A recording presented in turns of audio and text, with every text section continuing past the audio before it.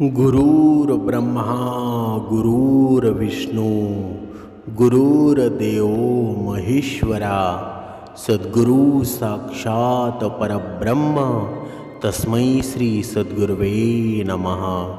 जय जय रघुवीर समर्थ, श्रीराम समर्थ। सद्गुरु चरणांना नतमस्तक होऊन आपण या निरूपणास सुरुवात करूया। मायबाप सज्जनांचं स्वागत आहे।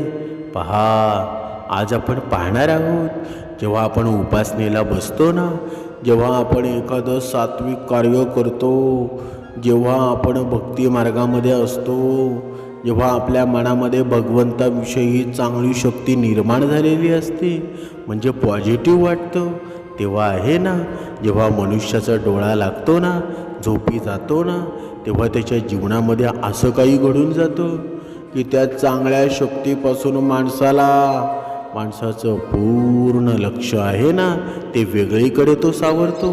म्हणजे कधी कधी मनुष्याला वाईट स्वप्न पडतात, घाणेरडी स्वप्न पडतात, म्हणजे संबंधांविषयी स्वप्न पडतात। असे दृश्य वारंवार दिसून येतात ना स्वप्नामध्ये, किंवा पूजापाठ करतावेळी अंगामध्ये अचानक दुखतं, पूर्ण दिवसभर अंगामध्ये दुखत राहतं, म्हणजे खास पूजापाठ करतावेळी आहे ना, हे दुखणं आहे ना, ते अधिक वाढत जातं, म्हणजे मनामध्ये वाईट विचारसुद्धा येतात।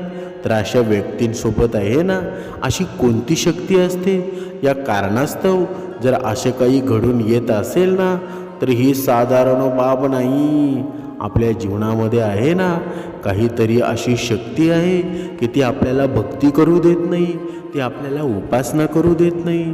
त्याचं सर्वात मोठं कारण आपल्या भगवंतावर असलेला अविश्वास, श्रद्धा। म्हणून आपल्या जीवनामध्ये आहे ना, किती जरी संकट आली, किती जरी कोणी म्हटलं ना, तू ही भक्ती करू नकोस, तू उपासना करू नकोस, पण आपली श्रद्धा आहे ना, कधीच ढळू देऊ नका। आपल्या जीवनामध्ये आहे ना, बघा, स्वप्नांच्या माध्यमातून आहे ना, घाणेरडे स्वप्न दिसणं हे का होतं? पूजा करतावेळी मनात घाणेरडे विचार येतात, अंगामध्ये दुखत राहतं, कधी कधी हे दुखणं एवढं वाढतं ना की ज्यामुळं तुम्ही पूजापाठ करू शकत नसता, तुमची पूजापाठ खंडित होते आणि तुम्ही त्याला सोडूनसुद्धा देता। मनात येणाऱ्या वाईट विचारांच्या कारणामुळं तुमच्या मनामध्ये आपणा आहे ना, स्वतःविषयी एवढी लाज शरम निर्माण होते ना की तुम्ही स्वतःला एका अपराधीप्रमाणे पापी समजू लागता आणि आपली पूजा त्वरित बंद करता येते। तुम्हाला रागही एवढा जास्त येऊ लागतो ना की तुम्ही तुमच्या घरातील किमती वस्तूंनाही तोडू फोडू लागता। अगदी क्षुल्लक कारणावरून सुद्धा तुम्हाला खूपच जास्त राग येऊ लागतो, तुम्ही खूपच जास्त चिडचिड करू लागता। मग अशा वेळी तुम्ही हे सुद्धा पाहत नाही की ती समोरील वस्तू आहे ना, किती किमती आहे की नाही। मग ती उपयोगात असो अथवा नसो, तुम्ही तिला फोडून तोडून टाकता। तुम्ही दारूसुद्धा पिऊन तोडू शकता, कारण या सर्व घटना आहेत ना, त्या शक्तीच्या प्रभावाच्या कारणानं तुमच्या हातून घडून येतात। म्हणजेच आपलं मन दुसरीकडे डायव्हर्ट होतं, आणि जेव्हा नवीन नवीन एखादा भक्त आहे ना, भक्ती मार्गामध्ये येतो ना, बघा, त्याला अनेक अडथळे येतात। जणू काही ती वाईट शक्ती आहे ना, त्या मनुष्याला म्हणत असते, तू हे करू नकोस, तुझ्या जीवनामध्ये अंधकार मी स्वतः आणेल। ती वाईट शक्ती आहे ना, या मनुष्याला म्हणते। पण ही भगवंताची परीक्षाच असते ना, पण या परीक्षेतून जो पास होतो ना, तो या भक्ती मार्गामध्ये निरंतर टिकून राहतो आणि तोच आनंदी होतो ना। म्हणून या कारणाला आहे ना, तुमच्या हातून घडून येतात, जे की तुमच्या सोबत आहे, ती शक्ती हे इच्छित नाही की तुम्ही पूजापाठ करावी, तुम्ही सुख शांतीनं राहावं, तुमच्या घरामध्ये समृद्धी यावी। हे सर्व काही आहे ना, ती पावर तुमच्या बाबतीमध्ये व्हावी असं अजिबात इच्छित नसते। तर ती पावर कोणती आहे, काय तुमच्या इष्टदेवतेची आहे, तर असं मुळीच नाही आहे। बघा, सर्वात आधी तुम्ही या संभ्रमाला तुमच्या मनातून पूर्णतः काढून टाका की कोणत्याही देवतेची शक्ती तुम्हाला या असं करण्यास भाग पडत असेल, असं करण्यात तुम्हाला अजिबात प्रेरित करत नाही. कारण की देवतेची शक्ती आहे ना, ही सकारात्मक शक्ती असते, जी तुमच्या रचनात्मक कार्यामध्ये आपला सहयोग प्रदान करत असते. परंतु जिथे आपण बघतो ना, ते विधवा अंश शक्ती आहे, जिला आपण निगेटिव्ह पॉवर बोलतो. नकारात्मक शक्ती ही बोलतो ना, ती तुमच्या शरीरामध्ये आहे, ती तुमच्या घरामध्ये आहे. आणि ती हे मुळीच इच्छित नाही की तुम्ही पूजापाठ करावी. कारण की पूजापाठ केल्यानं आहे ना, तुमच्यामध्ये सकारात्मक शक्तीचा अंश वाढेल आणि त्यांना कष्ट होतील. त्यांना तुमचं घर, तुमचं शरीर सोडावं लागेल. त्यामुळं अशा शक्तींपैकी आहे ना, कुणीही अजिबात इच्छित नाही की ज्या घरामध्ये त्या वर्षानुवर्ष राहत आहेत, ज्या शरीरामध्ये ज्या बऱ्याच वर्षापासून आहेत, तर त्या अशा शक्ती एवढ्या सहजासहजी त्या घराला, त्या शरीराला सोडायला तयार होत नाही. तर त्या अनुरोध निर्माण करतात ना, त्या निगेटिव्ह पॉवर तुमच्यासोबत अनुरोध निर्माण करतात. पूजापाठ करण्यावरून तुमचं मन विचलित करतात. तर अशा वेळी तुम्हाला काय करायचं आहे, तर तुम्हाला करायचं आहे हे ऐका. तुम्ही संकल्प घेऊन पहिली बाब तर ही तुमच्या लक्षात घ्या की जेव्हा तुम्ही पूजापाठ करत आहात, साधना करत आहात, तर त्यावेळी तुमच्या मनामध्ये जे काही वाईट घाणेरडे विचार येत आहेत ना, त्यांना येऊ द्यावं. त्यांना रोखण्याचा प्रयत्न करू नका. जर तुम्ही त्यांना रोखण्याचा प्रयत्न कराल ना, तर त्यांना अजून अधिक बळ मिळेल, ज्यानं तुमचं ध्यान त्यांच्याकडे वळलं जाईल. आणि तुमच्या या ध्यानापासून त्यांना शक्तीच मिळेल ना. आणि त्या शक्ती हेच इच्छितात की निगेटिव्ह पॉवर हे निश्चित असते की आमच्याकडे आकर्षित व्हावं आणि तुम्ही तुमच्या पूजापाठ बोलून आपले लक्ष विचलित करावं. तर तुम्हाला हा चुकूनही विचार करायचा नाही आहे, पूजापाठ बंद करायचं नाही आहे, मंत्र जप नाम अजिबात बंद करायचं नाही आहे. तुम्हाला फक्त पूर्ण फोकस करायचा आहे. तुमच्या साधनेवर वाईट विचार येत आहेत, तर ते येऊ द्यावेत. कारण की तुम्ही असं केल्यानं ती एक वेळ अशी येईल ना, की हळूहळू ते तुमच्यासोबत कमकुवत बनत जातील, कमजोर पडत जातील. आणि ते वाईट विचार तुमच्या मनात येणं आपोआप बंद होऊन जातील ना. तुमचं मन पूर्णपणे तुमच्या साधनेमध्ये लागू लागेल आणि तुम्ही तुमच्या पूजामध्ये हळूहळू तरक्की करू लागाल ना. ती निगेटिव्ह पॉवर आहे ना, तुमचं घर सोडून अथवा तुमच्या शरीराला सोडून पूर्णतः बाहेर निघून जाईल. पण हे होईल कधी बरं? जेव्हा आपण निरंतर भगवंताची उपासना करत जाऊ, निरंतर भगवंताचा जप करत जाऊ, तेव्हा आपोआप आहे ना, ती निगेटिव्ह ऊर्जा आपोआप आपल्या घरातून पाडता पाया घेईल. बघा की फक्त एवढंच करायचं आहे ना, की तुम्ही ज्या आपण इष्ट देवी देवतेची पूजा करताना तिथे तुम्ही तुमचा पूर्ण फोकस लावून पूजा करत राहा. ज्या पण अडचणी येत असतील ना, तर त्यांना तुम्ही सहन करत चला. फक्त त्या वेळेसाठी त्यांना सहन करायचं आहे आणि त्यानंतर त्या स्वयं तुमच्यासमोर कमजोरी पडू लागतील. त्यांना तुम्हाला सोडून जावं लागेल. जर तरीही तुम्हाला वाईट विचार येत असतील, वाईट स्वप्न येत असतील, संभोग दृश्य दिसत असतील, तर ते बंद झाले नाहीत, तर तुम्ही साधनाही करत आहात तरीही ते बंद झाले नाहीत, तर तुम्ही एक काम करा. खूपच प्रभावशाली असा एक उपाय आहे, काळजीपूर्वक समजून घ्या. तुम्ही संकल्प घेऊन हनुमान 40चं पठण रोज करण्यास सुरुवात करा. संकल्प करू की आम्हाला 11 दिवस करायचं आहे किंवा 9 दिवस करायचं आहे अथवा 21 दिवस करायचं आहे. 21 दिवस केलं ना, तर ते चांगलंच आहे. तरच याच तुम्ही नियमितपणे संकल्प करून करण्यास सुरुवात करा ना. अशा वेळी तुम्हाला या संकल्पाच्या कालावधी दरम्यान हे ध्यानात ठेवायचं आहे की घरामध्ये दारू, मांस, मच्छी, मटण या वस्तूंचा तुमच्या घरामध्ये प्रवेश होता कामा नये आणि या तुमच्या शरीरालाही त्यांचा स्पर्श होता कामा नये. आणि तुम्हाला तर या गोष्टींची पाळणूक करायची आहे. जिथे कांदा लसणाची गोष्ट असेल तुम्ही खाऊ शकता. म्हणजे जे काही शाकाहारी आहे ना ते सर्व तुम्ही खाऊ शकता. पण मच्छी, मटण, अंडी, चिकन या सर्व गोष्टी आहेत ना, नव्हे तर दारू या पदार्थाचं तुम्ही तुमचा संकल्प पूर्ण होईपर्यंत त्याग करावा. कारण की जेव्हा घरामध्ये निगेटिव्ह पॉवर असते ना तेव्हा या गोष्टींची आपोआप तुमच्या इच्छा निर्माण होतात. यांना खाण्याची, यांना घरात घेऊन येण्याची ती निगेटिव्ह पॉवर आहे ना हेच इच्छित असते की तुम्ही सात्विकतेमधून विचलित व्हावं. तर तुम्हाला सुरुवातीस तुमच्यावर पूर्णतः कंट्रोल करायचा आहे.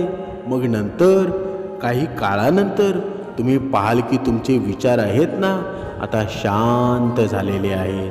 वाईट विचार येणं बंद झालेले आहेत. राग शांत झालेला आहे.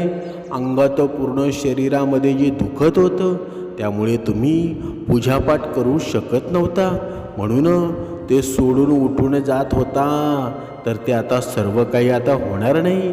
कारण कालावधीपर्यंत पूर्णतः ध्येय धारण करून तुम्ही तुमच्या साधनेला करत आहात ना, म्हणून सोबतच पूर्ण फोकस लावा तुमच्या पूजापाठ साधनेवर आणि मग पहा तुमच्यासोबत काय काय चमत्कार होतात. कारण तुम्हाला माहीत आहे का, जेव्हा आपण दत्तगुरूंची भक्ती करतो ना तेव्हा मांस कधीच खाल्लं जात नाही. जेव्हा तुम्ही ब्रह्ममुहूर्तावर उठून दत्तगुरूंची भक्ती कराल, उपासना कराल, तुम्हाला 21 दिवसाच्या आत दत्तगुरू तुमच्या स्वप्नामध्ये येतील. हा दावा नाही तर 100% खरं आहे. म्हणून अशा प्रकारे तुमची ही शक्ती आहे ना ती कमजोर होऊन जाईल, एकतर नष्ट होऊन जाईल किंवा मग तुमचे घर सोडून ती निघून जाईल आणि तीही कायमची. कारण तोपर्यंत तुमच्या आतमध्ये जी सकारात्मक ऊर्जा आहे ना तिचा अंश एवढा जास्त वाढून जाईल ना, मग ती निगेटिव्ह पॉवर तुमच्या आतमध्ये पुन्हा प्रवेश करू शकणार नाही आणि तुमच्यावर कोणत्याही प्रकारचा काही प्रभाव पाडू शकणार नाही. तर बघतो ना, जी तुम्हाला वाईट स्वप्न येतात ती वाईट स्वप्न दिसून येतात. शरीरामध्ये दुखत राहतो, राग खूपच अधिक येत राहतो, मनात वाईट विचार येतात, निगेटिव्ह विचार जे येतात. तर यापुढे आहे ना या गोष्टींवर तुमचा पूर्णपणे कंट्रोल होऊन जाईल आणि तेव्हा तुम्ही तुमच्या पूजापाठ साधनेमध्ये तरक्की करण्यास सुरुवात कराल. तर या गोष्टींची काळजी घ्या आणि आपल्या साधनेला अजिबात कधी बंद करू नका. मग भलेही किती विरोध, समस्या, अडचणी का आल्या तुमच्या जीवनामध्ये, तुम्ही पूजापाठ साधना करत राहाल ना, तुम्ही कायम लक्षात ठेवा की ही सर्व निगेटिव्ह पॉवर आहे जी या सर्व गोष्टी करण्यास अडवत आहे आणि आपल्यासोबत अशा घटना निर्माण करून घडवून आणत आहे ना. आणि तो तुम्ही तुमच्या इष्टदेवतेला म्हणजे हा प्रसाद अवश्य द्यावा. या 2 लवंग, 1 बत्ताशा असला तरी चालेल किंवा मग मिठाईचा 1 तुकडा असो. तुम्ही तुमच्या देवतेला प्रसाद दाखवण्यामध्ये सुरुवात करा. आता मानून चला की तुम्ही भगवान श्री शंकराची पूजा करता, तर मग त्यांना सोमवार हा खास दिवस आहे ना, तर तुम्ही सोमवारी सायंकाळी प्रदोष काळामध्ये किंवा रात्री जेवणापूर्वी तुम्ही त्यांना भोग प्रसाद दाखवावा. मग पहा ती शक्ती किती लवकर जागृत होते आणि जशी तुमच्या इष्टदेवतेची शक्ती जागृत होईल ना, त्यांची सकारात्मक शक्ती जागृत होईल आणि जशी की तुमच्या शरीरामध्ये, घरामध्ये प्रवेश करण्यास सुरुवात करेल, नकारात्मक शक्ती त्या क्षणी तुमचं शरीर अथवा तुमचं घर आहे ना स्वतःहून सोडून बाहेर निघून जाईल किंवा मग जिथल्या तिथे नष्ट होऊन जाईल. म्हणजे ही शक्ती आहे कशामध्ये बरं? ही शक्ती आहे दत्तगुरूंच्या नामस्मरणामुळं, श्रीकृष्णांच्या नामस्मरणांमुळं. जेव्हा हे दत्तगुरू त्रिदेव जेव्हा एकत्र असतात ना तेव्हा मनुष्याचं भलंच झाल्याशिवाय राहत नाही. तुमच्या जीवनामध्ये किती अडचणी असू द्या, तुमच्या जीवनामध्ये किती प्रश्न असू द्या, पण जेव्हा दत्तगुरूंची कृपा होते ना तेव्हा सर्व काही शक्य होतं. एक गोष्ट कायमची लक्षात ठेवा, जसं ज्याप्रमाणे तुमच्या जीवनामध्ये दुःख आलेलं आहे ना, तर सुखसुद्धा येऊन जाईल. नशिबाची चिंता नशिबावरच सोडा. कारण इच्छा असून सुद्धा माणूस हे बदलू शकत नाही. मग उद्याच्या चिंतेमध्ये वर्तमान वाया का जाऊ द्यायचं बरं? तुम्हाला देवाकडून काही मागायचं असेल ना, तर नेहमी तुमच्या आईची स्वप्न पूर्ण व्हावीत अशी प्रार्थना करा. तुम्ही आपोआप आकाशाला स्पर्श कराल. सर्व तुमची स्वप्न आहेत ना, ती आपोआप पूर्ण होऊन जातील. म्हणून जेव्हा आपण घराच्या बाहेर जातो, घराच्या आतमध्ये येतो ना, भगवंताचे आहे ना उपकार आपल्यावर आहेत. भगवंताचा आशीर्वाद घेतल्याशिवाय घराच्या बाहेर पडू नका. घरात बाहेर पडताना आपल्या देवघरातील देवाला नमस्कार करून बाहेर पडा आणि परत घरी परत आल्यावरती देवाचं दर्शन घ्या. कारण तो भगवंत आहे ना, तुम्ही घरी यायची वाट पाहत असतो. आपल्या घरी असा नियम बनवा की जेव्हा कधी तुम्ही घरातून बाहेर पडता तेव्हा देव घरासमोर क्षणभर थांबून, हे परमेश्वरा तुम्ही माझ्यासोबत चला असं म्हणा. कारण तुमच्या हातामध्ये भलेही लाखांचं घड्याळ असेल, परंतु त्यावर दाखवणारी वेळ आहे ना, ही फक्त भगवंताच्याच हातात आहे ना. मग ते घड्याळ जरी बंद पडलं ना, पण भगवंताची वेळ कायम आपल्या जीवनामध्ये राहिली पाहिजे. ती भेळ बंद करता कामा नये. म्हणजे जर आपले कर्म चांगले असले ना, या आपल्यासोबत आपल्या मागे पुढे भगवंत आपल्यासोबत असतोच ना. म्हणून ज्याचे कर्म चांगले तो कधीही संपत नसतो. सत्कर्म माणसाला जीवनामध्ये अडचणी नक्कीच येतात, परंतु त्या सुटणाऱ्या असतात ना. याउलट जो दुसऱ्याला अडचणीमध्ये आणतो ना, त्याची अडचण आयुष्यभर संपत नाही. परमेश्वराला नेहमी निसंकोच विश्वास ठेवा. योग्य वेळी तो इतका देईल ना की मागायला वेळ तुम्हाला उरणार नाही. आपण म्हणतो ना, मला दुसऱ्यानं फसवलं, मला माझ्या मित्रानं फसवलं, पण आपण मात्र कधी सुदामा होऊन पाहिलं का बरं? कृष्णासारखा जर मित्र हवा असेल ना, तर आधी सुदामा होऊन आपल्याला जगावं लागेल. कधी आपण सुदामा होऊन पाहिलंय का बरं? कधीच नाही. देवाची भक्ती तेव्हाच कामी येते ना, जेव्हा आपले कर्म चांगले असतात. एकीकडे हात जोडून दुसरीकडे आग लावणाऱ्यांना देव कधी पावत असतो का बरं? कधीच पावणार नाही. तुमच्या जीवनामध्ये प्रत्येक गोष्ट घडत असते ना, काही ना काही कारण असतं. त्या कारणाशिवाय गोष्ट घडेल का बरं? कधीच घडणार नाही. म्हणून अगोदर आपण नम्र व्हावं. या नम्रतामध्ये आहे ना खूप आनंद आहे. माणसाला दगडातला देव कळायला वेळ लागत नाही, पण माणसातला माणूस कळायला मात्र त्याचं आयुष्यसुद्धा जातं, तरीही त्याला कळत नाही. आज जर यश, सुख, समृद्धी तुमच्या पायाखाली लोळण घेत असेल ना, तर भविष्यात ते कधीही नष्ट होऊ शकतं. यामुळे कायम सावध राहा. अहंकारापासून दूर राहायला हवं. सन्मान प्राप्त झाल्यावर ज्याला गर्व होत नाही, अपमान झाला तरी जो क्रोधित होत नाही, आणि क्रोध उत्पन्न झाला तरी जो कठोर शब्द उच्चारत नाही ना, तो मनुष्य सर्वश्रेष्ठ असतो. म्हणून एक गोष्ट लक्षात घ्या, गायीच्या कासेमध्ये राहून सुद्धा गोचिड जसं गायीचं दूध न पिता गायीचे रक्तच पित असतो ना, तसं ज्ञानी लोकांच्या सानिध्यात राहून मूर्ख लोक ज्ञान ग्रहण न करता त्यांच्यात वाईटाचा शोध घेत असतात. म्हणून हे आपल्याला जमणार आहे का बरं? कधीच जमणार नाही. म्हणूनच सद्गुरू म्हणतात ना, तुझं नशीब तुला खूप उशिरा फळ देत आहे, त्यामुळं लोक तुला कमी लेखतात. पण एक कायम लक्षात ठेव, उशिरा येणारा दिवस नेहमी मोठाच असतो ना. म्हणून दुधात मिसळलेलं जे पाणी आहे ना, ते देखील दूध बनतं.